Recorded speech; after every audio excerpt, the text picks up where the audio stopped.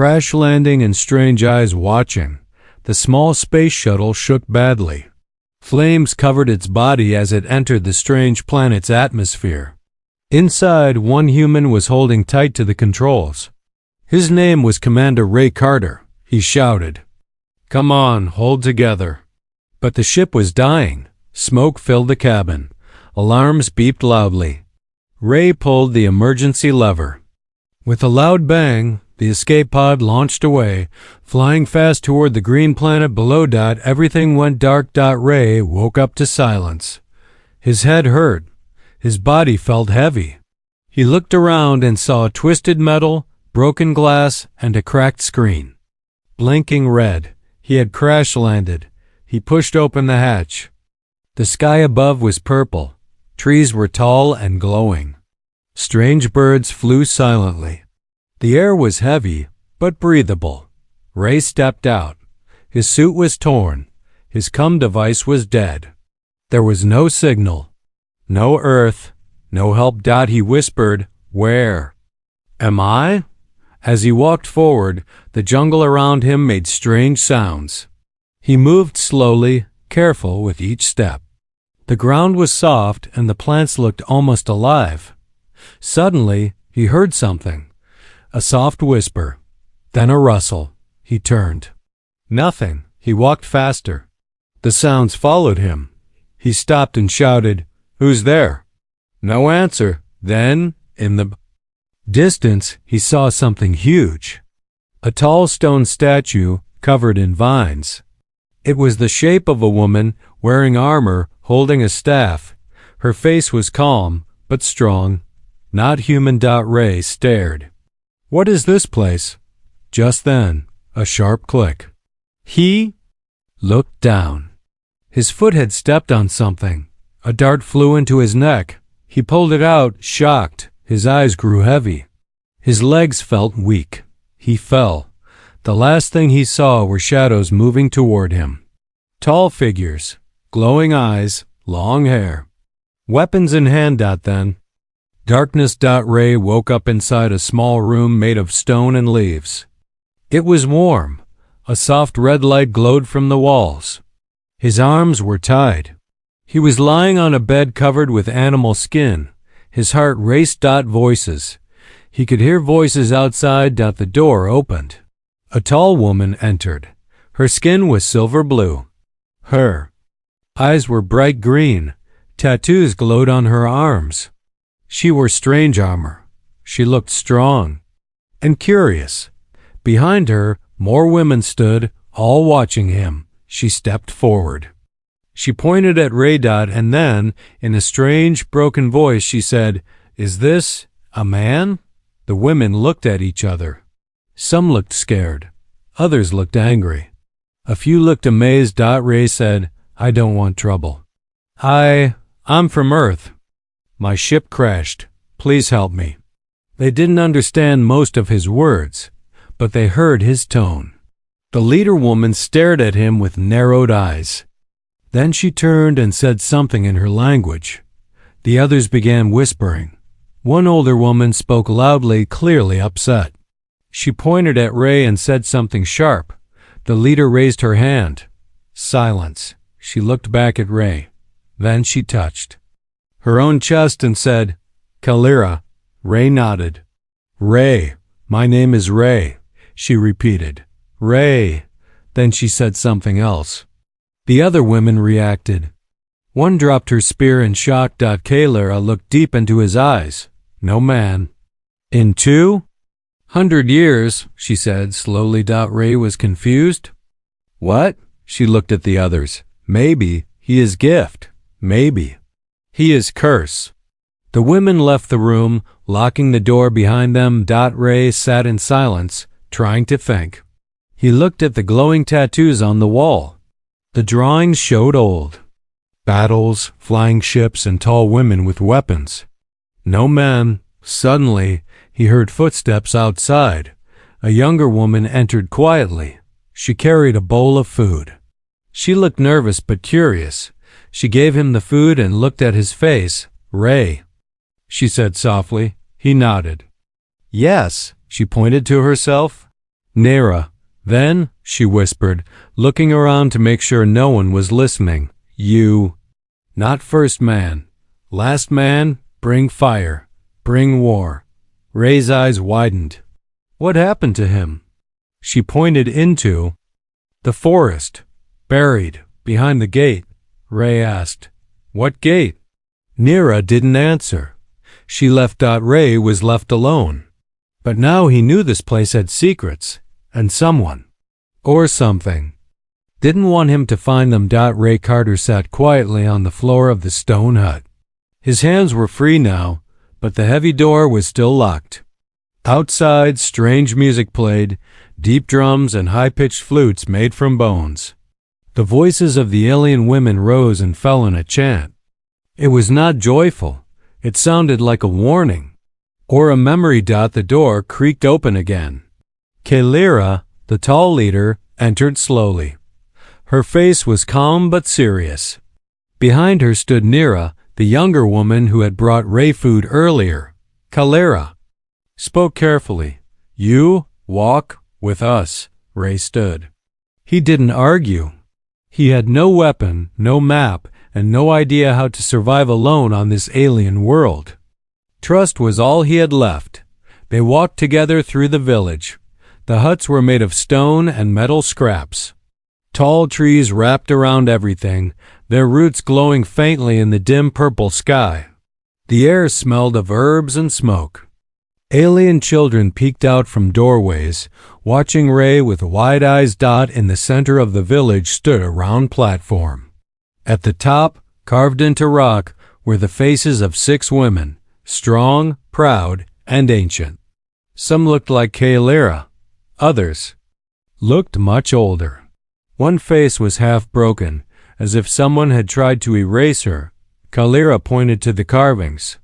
These are queens, she said. Mothers, warriors. Ray listened. She continued.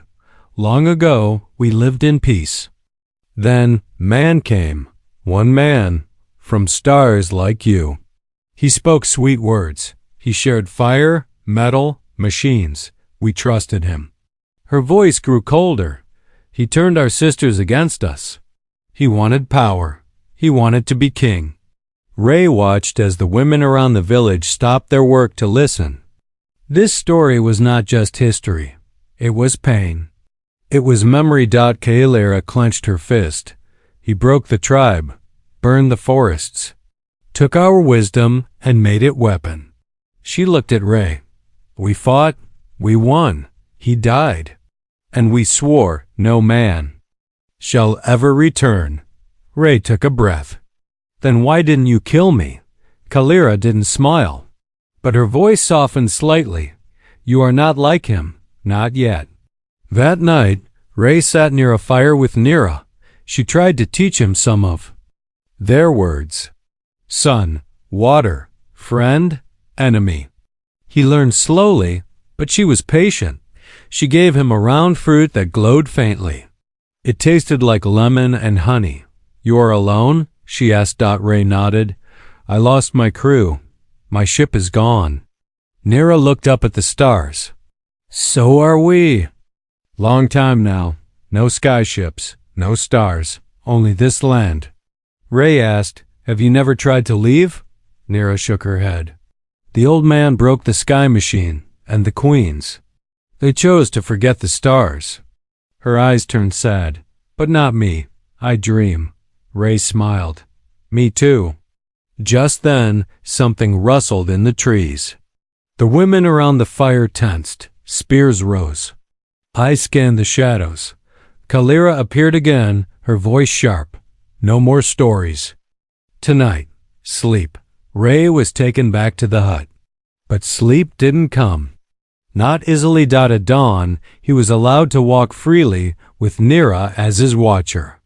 She showed him the fields, the training grounds, and the tower where the history was stored. But Ray was curious about something else. The place where the old man was buried.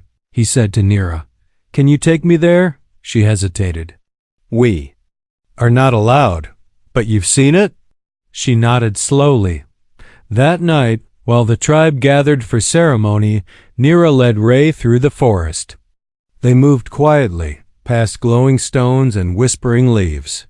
Finally, they reached a strange hill covered in vines and moss. It wasn't natural. It was shaped. Too perfectly.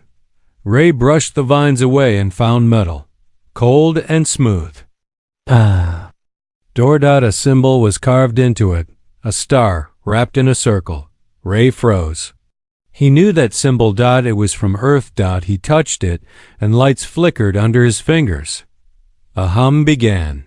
The door didn't open, but something inside shifted. Nira stepped back. This is wrong. It sleeps. We should go. Ray stared at the door. This isn't just a grave. This is a bunker. She pulled his arm. Please, the queens must not know. They turned and ran back through the forest, hearts pounding. But Ray knew he would return. He had to.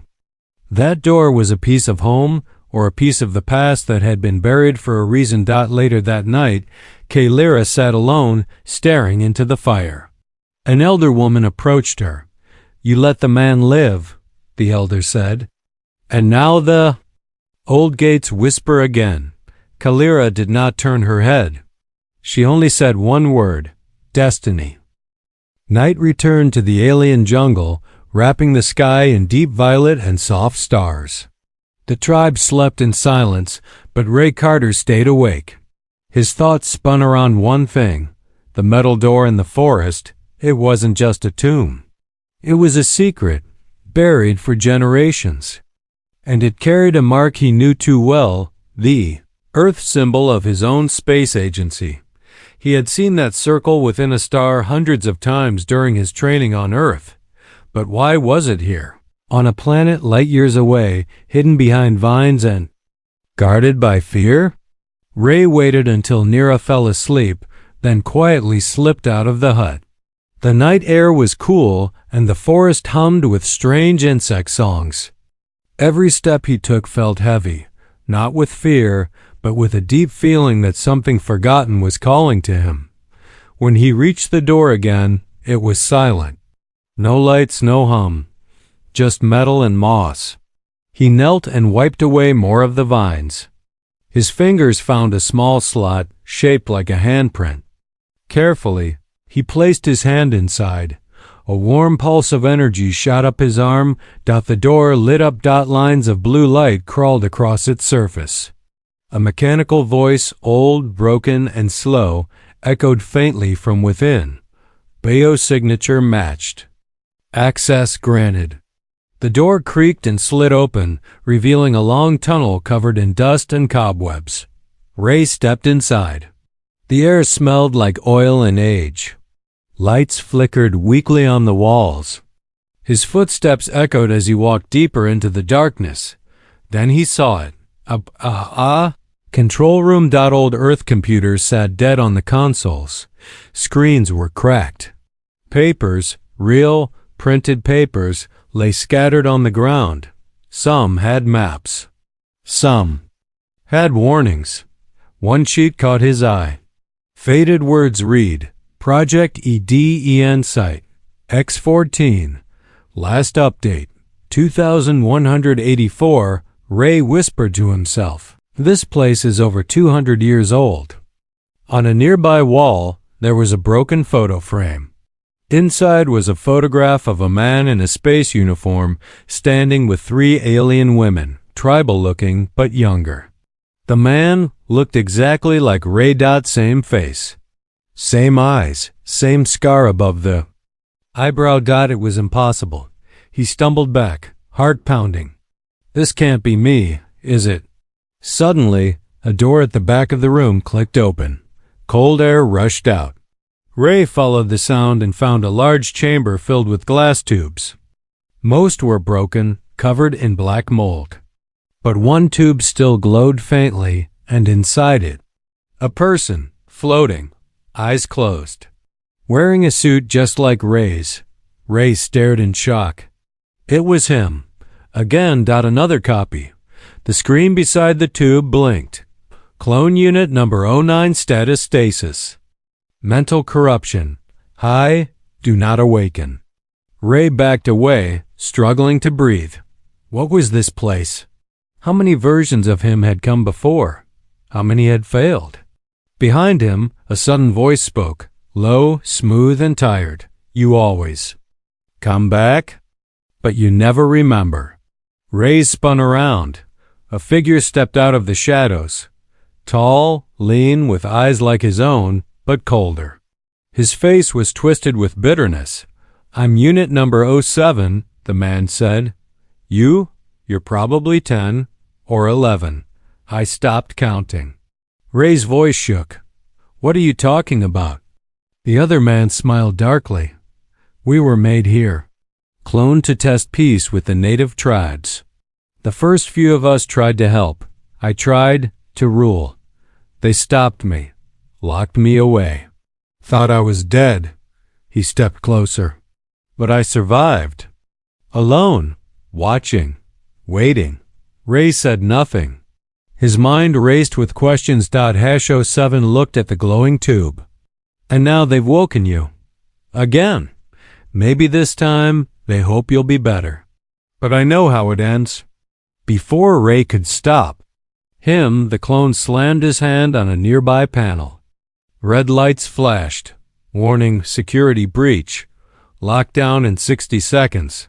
Ray shouted, What are you doing?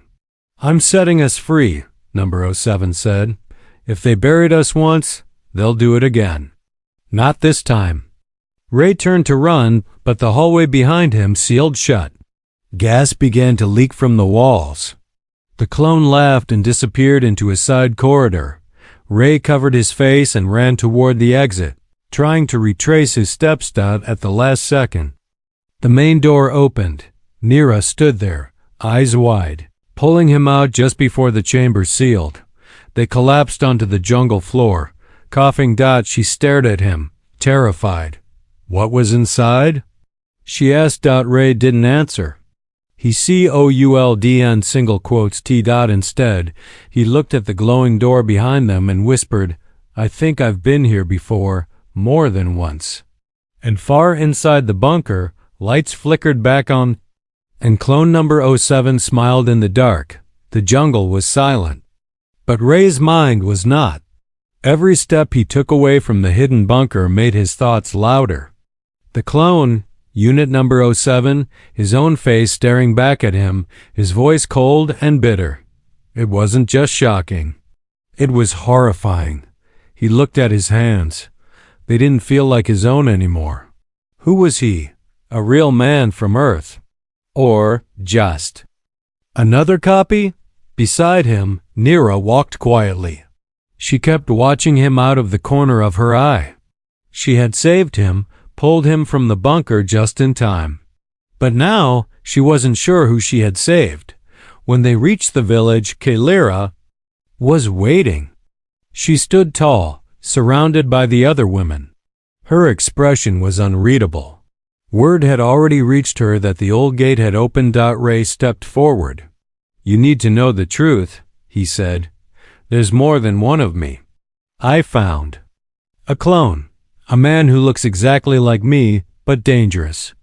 Kailira didn't blink. We know. Ray paused.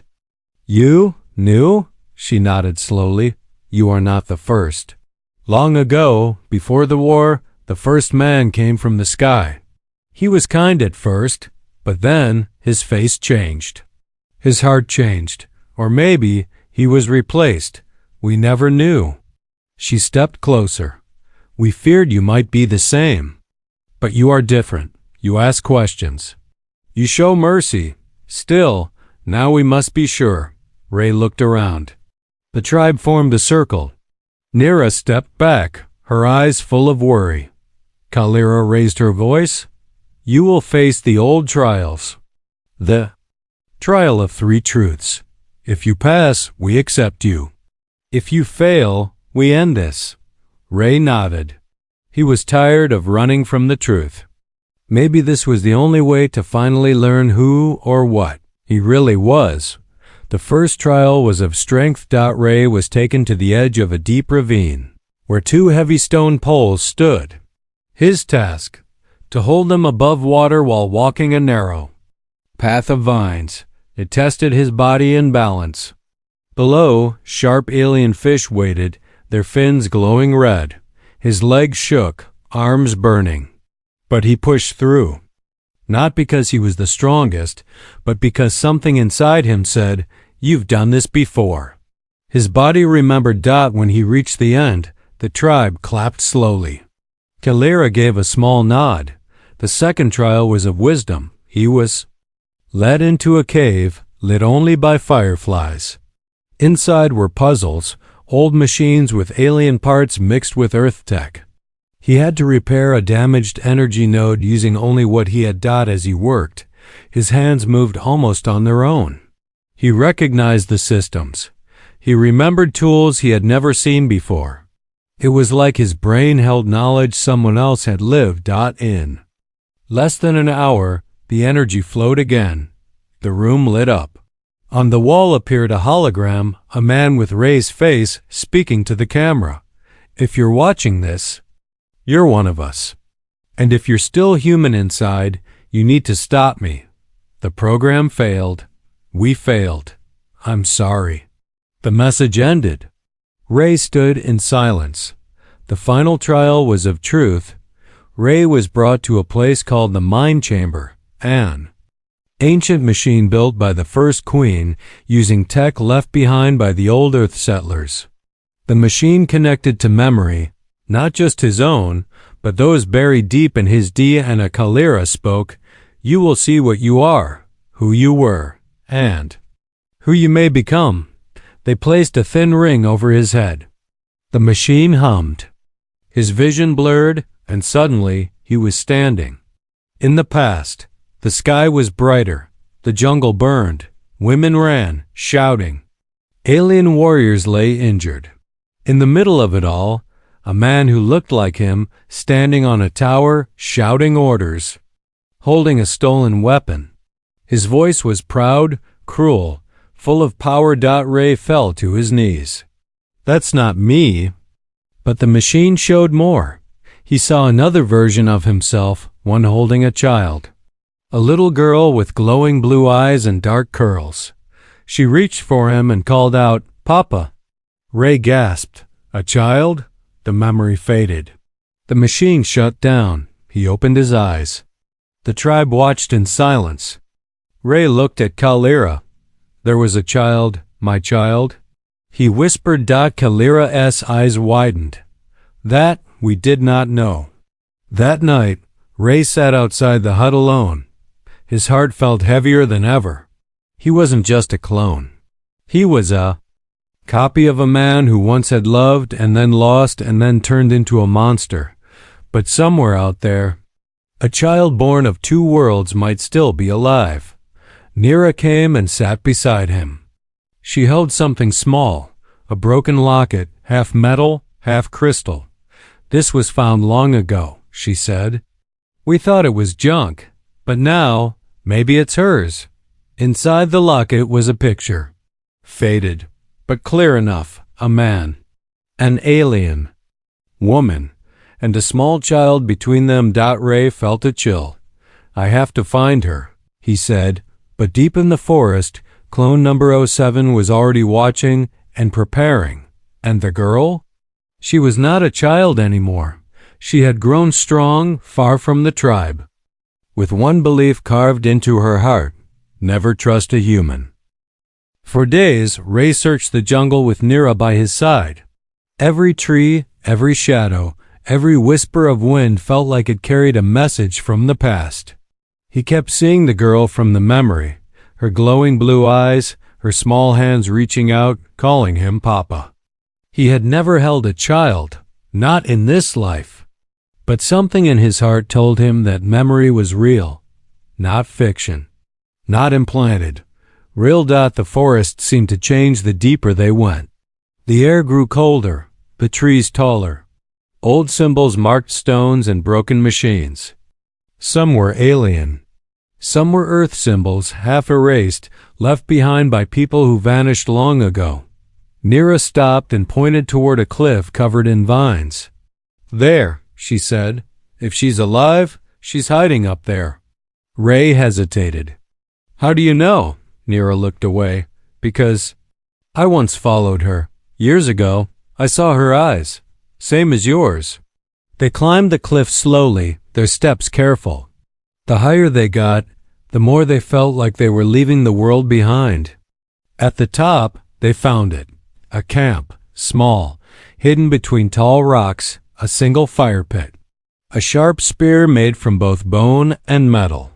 And a cloak, woven from jungle silk and earth, fabric. Someone had been living here. Ray stepped forward and found something that stopped him in his tracks.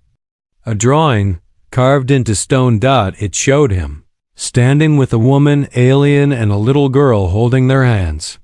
Under it were 4 words scratched deep and broken. English. He left, I stayed. A voice rang out behind him, sharp and steady. Step away from that. Ray turned slowly. A woman stood at the edge of the cliff, holding a spear aimed at his chest. She was tall, stronger than most of the tribe. Her skin was marked with old scars. Her eyes, bright blue, glowed like the stars. Her hair was dark and wild. She looked like she had survived everything, and hated every piece of it. Ray didn't speak. He just stared. She didn't lower the weapon. You came back. Again. He took a soft step forward. You know me? She scoffed. I knew the one before you, and the one before him. Ray's voice broke. Are you my daughter? She didn't answer. Her eyes wavered, just a little. I don't know what you are. Clone? Ghost? Mistake? Nira stepped in. Please. He's not like the others. He's different. The woman turned to her. That's what they all said. Before the fire. Before the lies. Ray lowered his head. I saw you in a memory. You were small. You called me Papa.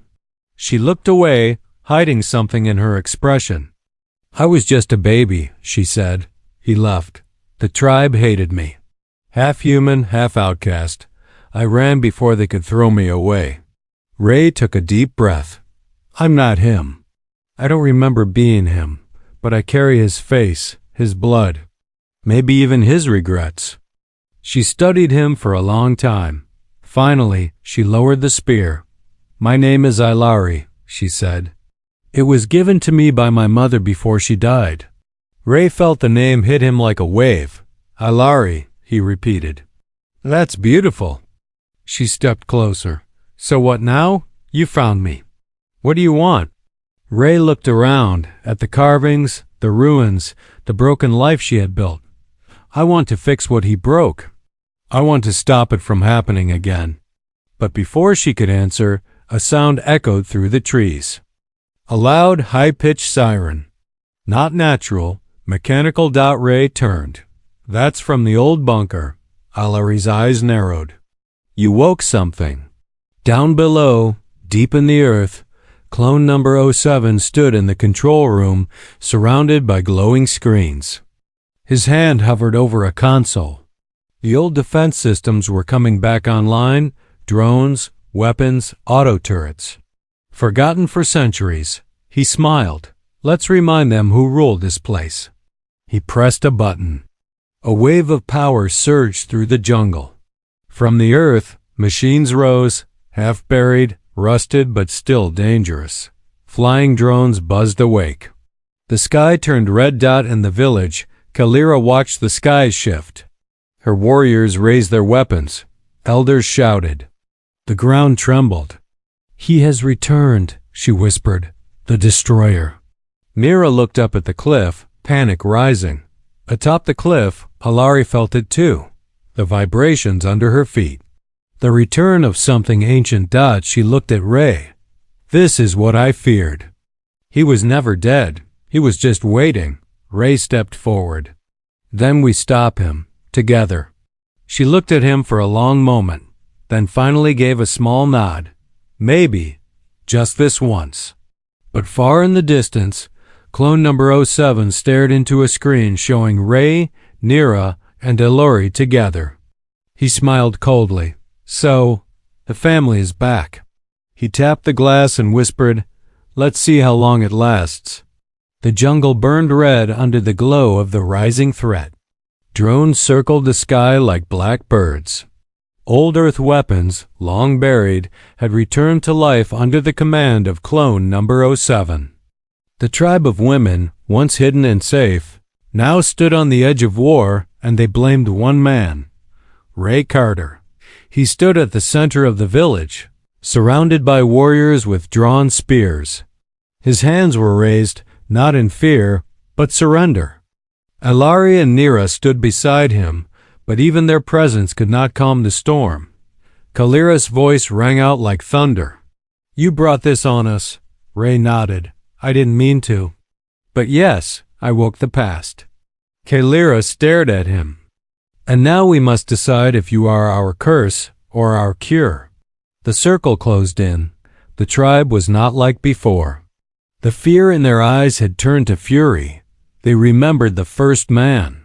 They remembered the betrayal. They had every reason to destroy him.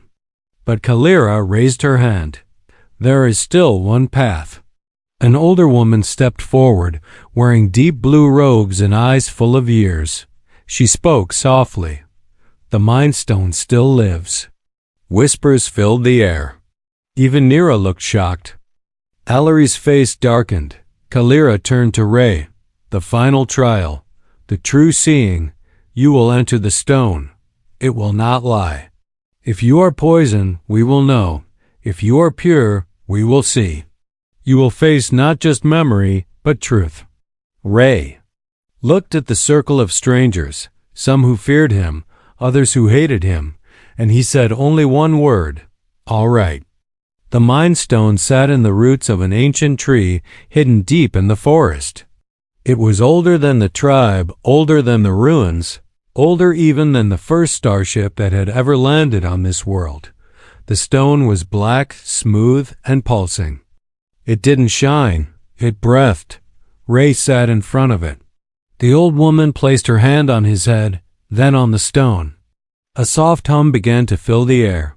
"Close your eyes," she whispered, and the world slipped away. Ray opened his eyes. Inside his own mind. But it was not quiet. Voices echoed, all versions of himself. Laughing, arguing, screaming. There were many of him, dozens, each one walking a different path. Some wore battle armor, their hands stained with blood. Others cried in corners. One of them stood calmly in a lab coat, speaking to a camera. "We tried to make peace," he said, "but peace needs memory. And they erased us, over and over." Ray reached out. "What is this?" The image changed. He saw the first clone, the original Ray, holding a baby. The same baby girl, Ilari, but behind him, scientists argued. The project had failed. The tribe had turned. The child was a mistake. The original Ray shouted, "She's not a mistake. She's my daughter." One scientist whispered, "She's their future." But not ours. Then came fire, explosions, betrayal. Ray's earlier self tried to escape with Ilari, but a drone shot hit his side. The baby cried. The screen went dark. Ray fell to his knees. "I was trying to protect her, wasn't I?" Another voice answered from the shadows. "You tried, but trying wasn't enough." He turned. Clone number 07 stood before him. Again. But this time, his face wasn't angry. It was tired. "We were born broken," number 07 said. "Made for peace, but shaped by fear. You're just the first to make it this far." Ray looked into his eyes. "Are we doomed to repeat the same mistake?" #07 shook his head. "No.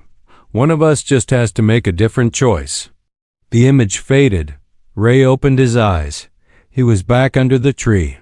Nira was holding his arm. Ilari stood above him. Worried. Kalira watched closely. "What did you see?" Ray stood slowly. "Everything. The pain, the purpose, the failure, but also love." He turned to Ilari. "Your father didn't leave you. He tried to save you." Ellery's eyes filled with something sharp, not tears, but truth. Kaylira raised her hand again. The tribe fell silent. The stone has spoken. His memories are true. His pain is real. Then she said the words that had not been spoken in generations. We accept him as not just a man, but a soul. The circle relaxed. Spears were lowered. A breath was shared across the tribe. But just then, a sharp sound filled the sky. Boom. Fire burst in the trees nearby.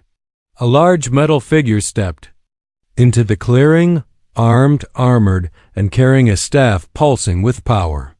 Clone number 07 had arrived, but he was not alone. Behind him were dozens of drones. And in his hand he held something glowing, a key taken from the bunker linked to the planet's ancient systems.